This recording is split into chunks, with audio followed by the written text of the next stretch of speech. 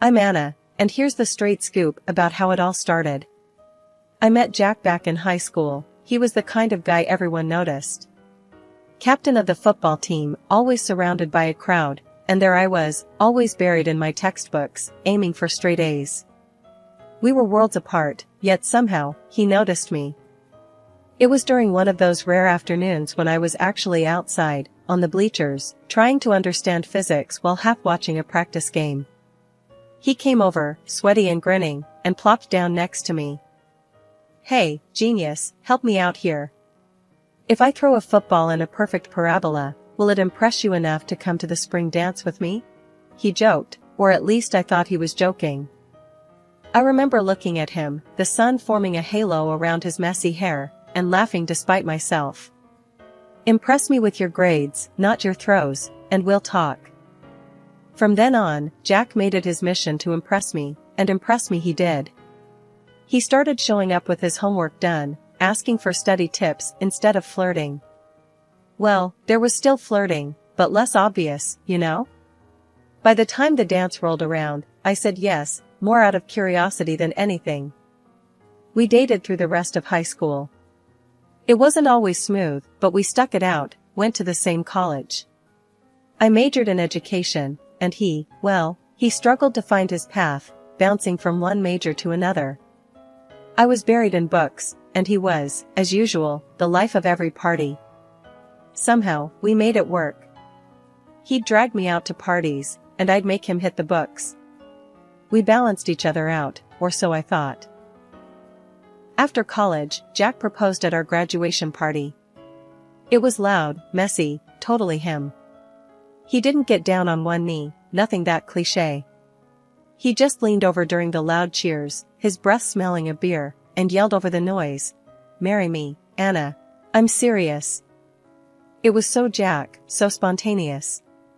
I laughed, the sound lost in the chaos, and shouted back, "Yes, why the hell not?" We got married in a small ceremony. Only family and a few close friends. Jack looked serious for once, his eyes telling me this was the real deal. We were young, in love, and ready to take on the world. A year later, Emily came into our lives, turning our world upside down in the best way possible. She was a tiny bundle of energy, always giggling, with Jack's eyes and my stubborn chin. Life became a series of nappies, baby giggles, and trying to catch a good night's sleep. Jack took a part-time job to be around more, while I dove back into teaching as soon as maternity leave was over. I loved teaching, loved my kids at school, but it meant long hours, extra tutoring after classes to make ends meet. Our life was a mad dash from morning till night. Every morning was like clockwork. I'd be up before the crack of dawn, scrambling eggs and flipping pancakes, while the coffee brewed loud and strong. Then I'd drop Emily off at the nanny's, who was practically a second mom to her by now, and then it was off to work for me. Teaching wasn't just a 9-to-5 job for me. There were extra classes, after-school tutoring, and endless grading. I did it all to scrape together enough to chip away at our house loan and stash something away for retirement. Jack worked part-time, which helped, but it wasn't enough to ease up on the hours I needed to put in. When I'd finally get home, the house would be a mess, dinner half-made, and Jack looking like he'd wrestled a tornado. "You're late again." He'd start in as soon as I stepped through the door, his voice tight with frustration. "I'm pulling double shifts at school, Jack. You know this," I'd reply, trying to keep the tiredness from seeping into my voice. "And I'm here cleaning and cooking and looking after Emily. You think that's easy?" He'd argue back, his face a mix of anger and exhaustion. I understood where he was coming from, I really did. But it wasn't like I had a choice. "Look, I'm doing the best I can here. We've got bills to pay, and Emily's not getting any cheaper with all her school stuff." Jack's face would soften a bit at that. "I know, Anna, it's just, I get tired too, you know? And when you're late, it throws everything off." That would usually end the argument, at least for the night. We'd sit down to whatever he'd managed to put together, usually something with pasta, his go-to meal. Emily would chatter about her day, blissfully unaware of the tension. I'd go check on Emily, help her with homework or watch a bit of TV with her, trying to make up for the hours I missed. By the time her bedtime rolled around, I'd be ready to collapse. Lately, though, Jack had started making snide remarks about my late nights.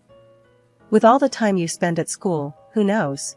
Maybe there's a handsome math teacher keeping you late, he'd say, half joking, but with a sharp edge. I laughed it off the first time, but he kept at it. Jack, you think I have time for a lover? I barely have time to pee during the day. I retorted once, trying to lighten the mood. He didn't smile. Just saying, it's a lot of late nights, Anna. I know, and I'm sorry. But there's no one else, Jack. Just stacks of papers and a bunch of kids who can't figure out fractions. That's my wild affair, I'd say, trying to reassure him. But somehow, I could tell he wasn't convinced. His jokes became less frequent, and his glances more questioning. As Emily hit her teens, the simple, structured days began to crumble.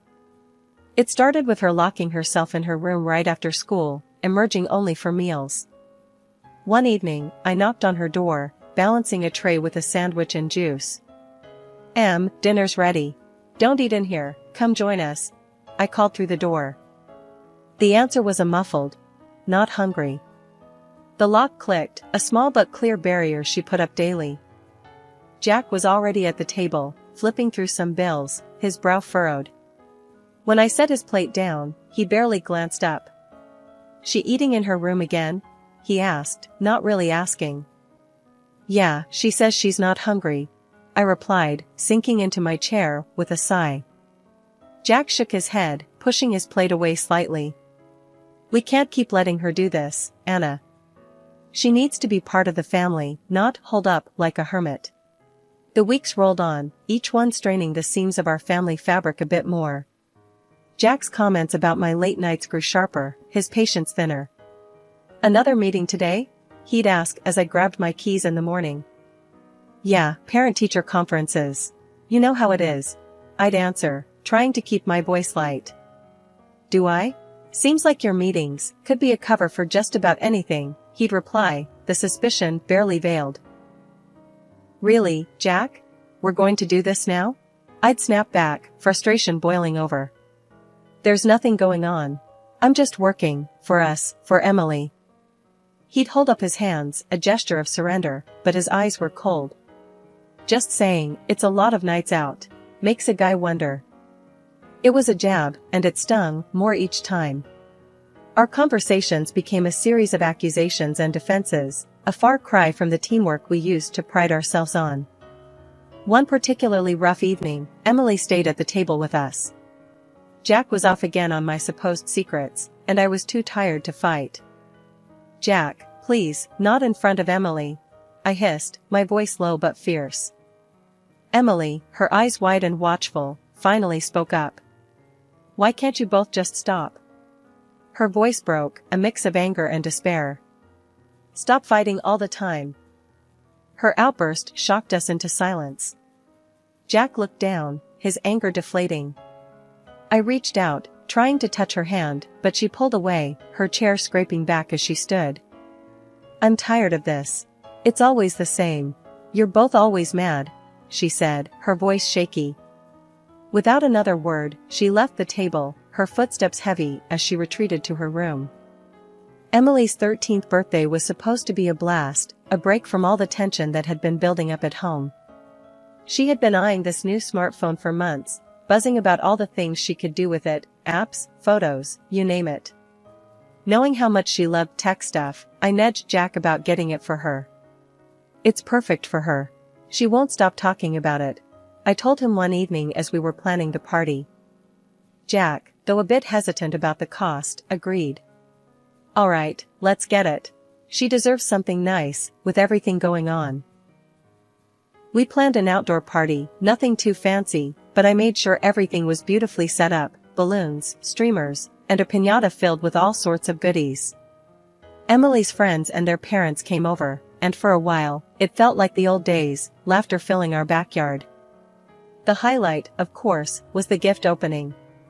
Emily tore through the wrapping paper, her face lighting up when she saw the smartphone. Oh my gosh, thank you, thank you. She was practically bouncing with joy, showing it off to her friends. But the happiness didn't last long. About half an hour later, she came up to me, her face stormy. I don't want this, she said abruptly, pushing the phone into my hands. I was confused. What? You've wanted this for months. What's wrong? Before I could get another word in, she grabbed the phone back and threw it against the wall. The screen shattered with a sickening crack, and the room went silent.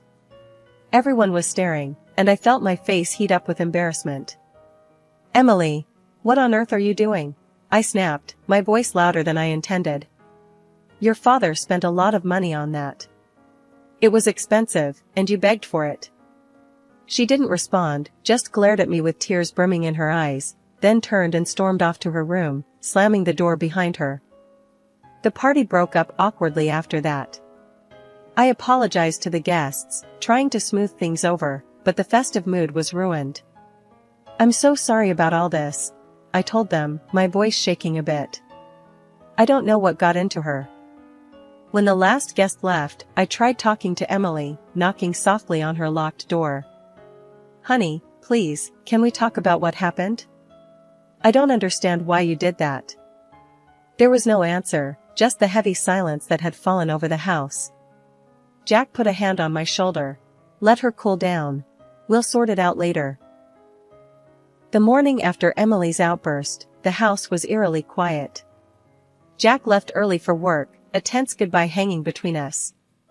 I needed to understand what happened, so I waited for Emily to come down for breakfast. Can we talk about yesterday? I asked gently as she picked at her toast. She sighed, setting down her knife. Mom, I found something on the phone right after I turned it on. There was a spy app installed. My stomach turned. A spy app? How did you find that? Emily rolled her eyes, a flash of her old self. Mom, I know my way around tech, remember? I checked the system apps and found one that didn't belong. It lets someone listen in and track where I am. I felt a chill run down my spine. Did you check other phones, at home? Yes, last night. Yours had the same app. Dad's didn't. The room seemed to spin. He put spy apps on our phones? Why would he? He's been acting weird, Mom. Like he doesn't trust us, Emily said, her voice trembling slightly. I was reeling from the betrayal. I need to handle this carefully, I muttered more to myself than to Emily. Let's keep quiet about this for now. I spent the day distracted, anger boiling inside me. As soon as I could, I took my phone to a service center. The tech there confirmed the worst. Yes, ma'am, this is definitely spyware. Pretty advanced too. Can you remove it? I asked, my voice steady, despite the storm inside. Sure thing, it'll just take a few minutes. As I waited, I thought about all the late nights, the strange questions from Jack about my whereabouts, his unfounded accusations. He didn't trust me. He'd invaded my privacy, our daughter's privacy, because of his insecurities. When the tech handed back my phone, spyware-free, I thanked him and drove home, a plan forming in my mind. I wasn't ready to confront Jack, not yet. I needed to think, to decide how to deal with his betrayal, without losing my cool. Ever since the incident with the spyware, the dynamic between Emily and me shifted dramatically.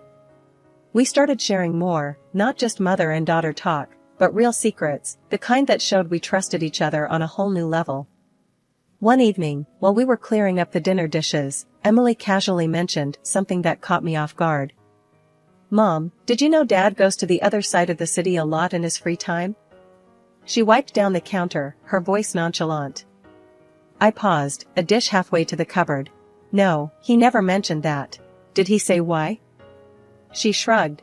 Nope, but he's been doing it a lot. Just thought it was weird.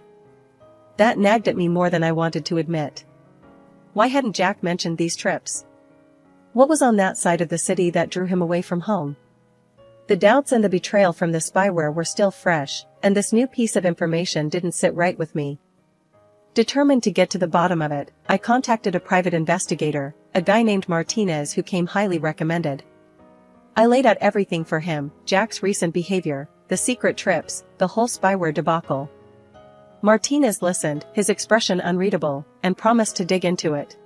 It took a couple of weeks before I heard back from him. When my phone rang and I saw Martinez's name, my heart sank. I wasn't sure I was ready for what he might say, but I needed to know. "Mrs. Anna, we need to meet," was all he said before we arranged to meet at a quiet cafe away from our usual spots. Sitting across from Martinez, the hum of the cafe around us, I braced myself. "I found out where your husband has been going," he started, his voice low. "He's been seeing someone. A younger woman, on the other side of the city. They've been meeting regularly for about a year now." My world stopped. A year. The lies, the deceit, it was almost too much to process. Martinez continued. "She's been pushing him to divorce you, planning to marry him. She even suggested he track you, hoping to catch you in a compromising situation that could help him in the divorce." I felt sick. The spyware on Emily's phone, on mine, it was all a setup, a way to trap me. And, what did they find? My voice was barely a whisper. "Nothing. There was nothing incriminating on your phone. That's when they decided to put the app on your daughter's phone, to gather anything that could be used." I sat there, numb, the cafe's noise fading into a buzz. Betrayed by my husband, spied on, because of his own guilt. The irony was bitter. I didn't tell Emily the details when I got home. But she saw the photos sticking out of my bag, pictures of Jack with another woman, laughing, looking happy. Emily saw the truth in my face, before I broke down and told her everything. That night, she didn't say much. She just hugged me as I cried, her arms tight around me. We spent the night in her room, the space between us filled with a new, sad understanding. Jack came home late, as if it were just another day. He smiled, asked how our day was, oblivious to the storm inside me. I didn't confront him, not yet. I couldn't let him know that I knew everything, not until I had figured out what to do next. The next day, armed with the address the detective had given me, I drove across town to an apartment complex I'd never been to before. My hands were trembling slightly as I pressed the buzzer for the apartment. The door swung open to reveal a young woman, her makeup bright and her outfit scanty. She looked me up and down with a mix of confusion and defiance. "Can I help you?" "I need to speak with Jack," I said, trying to keep my voice steady. She tried to protest, but I just pushed her away and went inside. I found Jack in the living room, his expression turning to one of shock and fear when he saw me. "Anna, this isn't what it looks like," he stammered, standing up quickly. "Save it, Jack. I know everything." I cut him off, my voice cold and firm. "I'm here to tell you face to face that I'm filing for divorce. And I expect compensation from both of you for this betrayal." Jack's face paled. "Anna, please, let me explain." Before he could continue, the door burst open and Emily walked in. My heart stopped for a second. "Emily, what are you doing here? How did you even get here?" "I took a taxi," she said, her voice trembling but her chin high. "I needed to see who Dad was choosing over us." Jack tried to approach us, desperation in his eyes. "I love you both. I'm not going to let this go so easily. We can fix this." But before more words could be exchanged, his mistress, who had been silently fuming by the door, stormed over to him. She started hitting him, her sobs loud as she clung to his legs. "You promised you wouldn't leave me," she screamed. The scene was chaotic and pathetic. I looked at Jack, caught in the grasp of a woman he had risked his family for, and felt nothing but disgust. I grabbed Emily's hand. "Let's go home," I said quietly. As we left, Jack's pleas echoed down the stairwell, mixing with the cries of his mistress. But they were just background noise, a sad, desperate soundtrack to the end of our family as we had known it. After the confrontation, the air at home felt different, like a storm had passed, leaving quiet calm in its wake. Emily and I spent the next few days in a kind of unspoken agreement, taking care of each other without bringing up the mess with Jack again. But we both knew we had to figure out our next steps. One evening, I was sorting through some bills when Emily sat down across from me, her expression serious. "Mom, what are we going to do now?" I set the papers aside, knowing this conversation was more important. "Well, we need to take care of the divorce proceedings first. I've already talked to a lawyer." Emily nodded, biting her lip. "And us? Where do we go from here?" I reached across the table, taking her hands in mine. "We start fresh, Em. Just you and me. We'll be okay. We're stronger than we think." The next weeks were a whirlwind. Meeting with lawyers, signing papers, and dealing with the endless back and forth of legal requirements. Jack tried to reach out a few times, but I kept the interactions brief, always through the lawyer. I couldn't trust myself to face him without old wounds tearing open again. Emily was focused on her online courses, her way of coping by throwing herself into her studies. "Mom, can you help me with this application? I'm trying to enroll in a more advanced tech program." "Sure, let me see." I sat next to her, looking over the application. It was good to see her taking charge of her future, something positive growing from the ruins of our past troubles. As the days turned into weeks, the divorce was finalized. The relief was palpable. The judge granted me the house and a fair settlement. Jack was required to pay support, but I wasn't going to rely on that. It was time to stand on our own 2 feet. One quiet evening, Emily and I celebrated our new beginning with a simple dinner. "To us," I toasted, raising my glass of water. "To us," Emily echoed, clinking her glass against mine. "We've got a lot of rebuilding to do," I said, looking around at the home we'd need to reshape into something new, just for us. "But we can make it ours, make it something great," Emily added, her tone hopeful. "Yes, we can. It's going to be different, but it's going to be good," I assured her, and myself. As we ate, we planned out what we wanted to change in the house, what colors to paint the walls, and how we'd rearrange the living room. It was more than just redecorating, it was claiming our space, turning it into a sanctuary for the 2 of us. Life has a funny way of sorting itself out. Sitting in our living room, the mortgage papers in front of me stamped, paid in full, I couldn't help but let out a sigh of relief. Emily and we were finally free from one hefty burden, thanks to the settlement that Jack and his mistress ended up paying. Emily was sprawled on the couch, her laptop open as she tinkered with some new software she was excited about. "Mom, check this out," she called, waving me over. I walked over and peered at her screen, amazed at her knack for coding. "Looks complicated, but I bet it's something awesome." She laughed. "It is. I'm just trying to make it user-friendly. Not everyone is a nerd like me." I ruffled her hair affectionately. "Proud nerd, you mean?" Our laughter filled the room, a sound so different from the tense whispers and strained silence of the past. Since paying off the house and settling into our new routine, the calls from Jack had been a constant annoyance. He kept saying he'd changed, that he left his mistress and wanted us back. But that ship had sailed, and I wasn't about to let him chart our course again. Just last night, he'd called again, his voice a mix of desperation and hope. "Anna, I've made mistakes, but I'm different now. Can't we try again? For Emily's sake?" I had been firm, my response cutting the conversation short. "Jack, it's too late for maybes and what-ifs. Emily and I are moving on. This is our final goodbye." After hanging up, I changed my number. No more calls, no more empty promises. Emily knew about it and supported the decision. "Was that Dad again?" she had asked, her tone wary. "Yeah, but it's handled. New beginnings, remember?" I replied, trying to keep the mood light. She nodded, coming over to give me a hug. "I'm glad it's just us now. We're better off, Mom."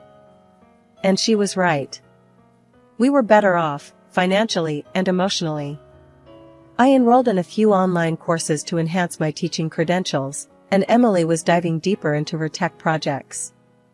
We were not just surviving, we were thriving. Sometimes, late at night, I'd sit on the porch, sipping tea, and reflect on everything that had happened. The pain, the betrayal, but also the immense growth and the unbreakable bond it had forged between Emily and me.